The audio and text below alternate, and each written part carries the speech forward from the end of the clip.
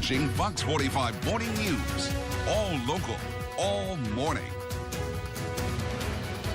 Well, good morning. It is 8 o'clock this Saturday, April 15th, and it is going to be a warm one today. If you're halfway through National Financial Literacy Month coming up, getting your finances in order can be tricky, so we will have some tips and advice for you to try. You're watching Fox 45 Morning News Weekends.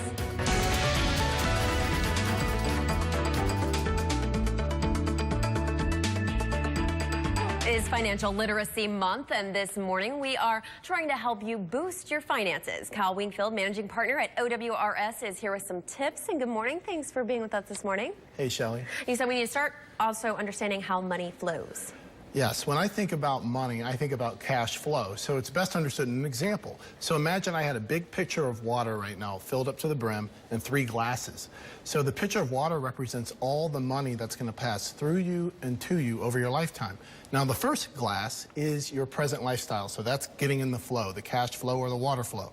Now be mindful of the other 2 because you got to fill those up as well, because that represents your future when the pitcher runs out of water or you're not working anymore. And I think when we think about money and financial literacy, it's as simple as a pitcher of water and 3 glasses. Okay, yes, that does make it easy to understand. Yeah. And you want to also explain, make sure you understand interest.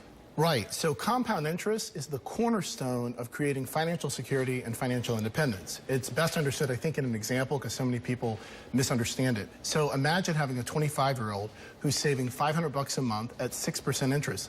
And let's say at 65, he or she retires, okay? They'll have almost $1 million in that account. Now take the same person and let's make them 35, and for whatever reason they couldn't start saving money, and so they started saving money at 35, not 25, at $500 a month, 6% interest. They'll have about $500,000. So what you need to understand is that 10 years costs that person $500,000 in their retirement account. That's the power of compound interest. What's also not known, but you need to understand this, what makes compound interest work is time, and don't interrupt it.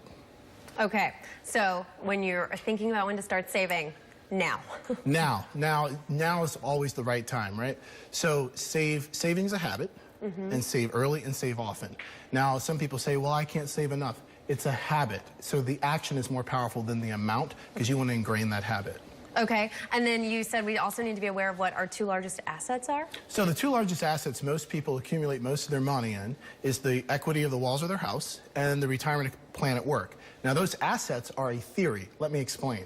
In 2007, people had a large equity position in their house. They thought that was their money, and then also had probably a larger sum in their retirement account. But then what happened in 2008, right? Boom. Those values went down. So theoretically they had money and they thought, well, I could retire at XYZ, and they couldn't. So understand that cash is a fact, okay? Assets are a theory. So when you're in this flow, try your best to convert a lot of those assets to cash because cash pays the bills, cash goes on vacation, cash is your lifestyle. Okay? All right. We're making us all more financially literate this morning. Kyle Winkfield, thank you so much for being with us. Thank you. I think that was very informative. Thank you. All right.